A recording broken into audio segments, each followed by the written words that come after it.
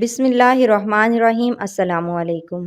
پہلے زمانے میں ایک بادشاہ تھا۔ وہ شکار کے ارادے سے نکلا تھا کہ اس دوران اس کی نظر ایک خوبصورت لونڈی پر پڑی اور بادشاہ پہلی نظر میں اس پر عاشق ہو گیا۔ لہٰذا اس نے اس لونڈی کو خریدا اور خدا کی قدرت کہ وہ لونڈی بیمار پڑ گئی۔ معالجوں کو طلب کیا گیا تاکہ لونڈی کا علاج معالجہ ممکن ہو سکے۔ معالجوں نے کہا کہ ہمارے پاس ہر مرض کا شافی علاج موجود ہے، لیکن انہوں نے ساتھ انشاءاللہ کہنا گوارا نہ کیا۔ لہٰذا اللہ تعالیٰ کو ان کا یہ رویہ پسند نہ آیا اور اللہ تعالیٰ نے ان کے علاج کو اپنی شفا سے محروم رکھا اور ان کے علاج معالجے سے کچھ وصول نہ ہوا۔ بادشاہ کی حالت غیر ہونے لگی۔ ادھر لونڈی بھی بیماری کی وجہ سے لاغر ہونے لگی۔ معالج علاج سے معذور ہو چکے تھے۔ یہ جان کر بادشاہ نے مسجد کا رخ کیا اور خدا کے حضور سجدہ ریز ہو گیا اور اس کی تعریف و توصیف سر انجام دینے لگا اور رو رو کر اس سے فریاد کرنے لگا۔ رحمت خداوندی جوش میں آئی۔ ادھر بادشاہ بارگاہ الہی میں روتے روتے بے حال ہو کر نیند کی آغوش میں جا پہنچا تھا۔ خواب میں اسے یہ نوید سنائی گئی کہ ایک اجنبی شخص آئے گا اور وہ لونڈی کا علاج کرے گا اور اس کا علاج بفضل خدا جادوئے اثر ہوگا۔ بادشاہ اس اجنبی کا منتظر تھا۔ بالآخر وہ اجنبی آ پہنچا۔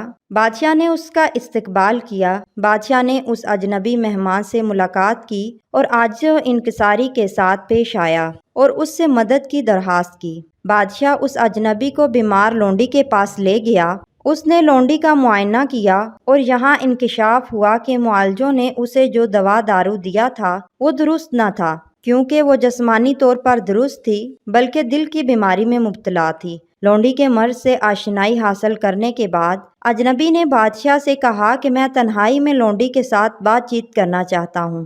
اجنبی نے اس سے دریافت کیا کہ وہ کس شہر سے تعلق رکھتی ہے، اس کے رشتہ داروں کے بارے میں دریافت کیا اور اس سے مختلف سوالات کرتا رہا۔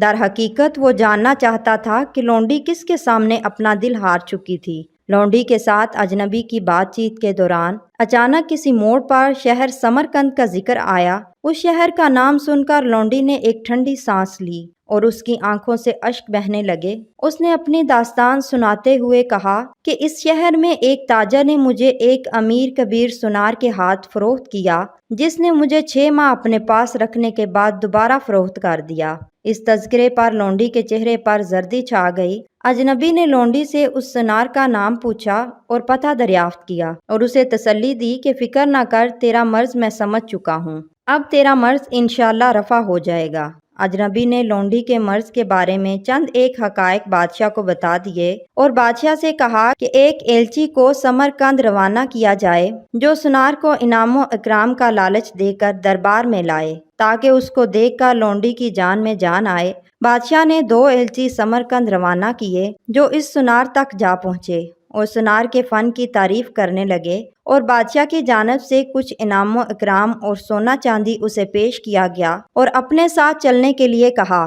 وہ بیوی بچے، کام کاج، شہر اور گھر بار وغیرہ سب چھوڑ کر ان کے ساتھ چل پڑا۔ اسے بادشاہ کے حضور پیش کیا گیا، اس کی قدر و منزلت سر انجام دی گئی اور اسے ڈھیروں سونا دے کر شاہی زیورات اور ظروف سازی کی ہدایت کی گئی۔ اجنبی نے بادشاہ کو مشورہ دیا کہ لونڈی اس سونار کے حوالے کر دی جائے، لہٰذا بادشاہ نے لونڈی سونار کے نکاح میں دے دی۔ اس دوران اجنبی نے سونار کے لیے ایک ایسا شربت تیار کیا جس کے 6 ماہ کے استعمال کے بعد اس کا جسم نہ صرف کمزور بلکہ بدصورت بھی ہو گیا اور رنگت زرد پڑ گئی۔ اس کی خوبصورتی زائل ہو چکی تھی اور لونڈی اس کی خوبصورتی پر عاشق تھی، اور اس کی خوبصورتی زائل ہونے کے ساتھ ساتھ لونڈی کا عشق بھی رفو چکر ہو گیا۔ سونار موت سے ہمکنار ہو گیا۔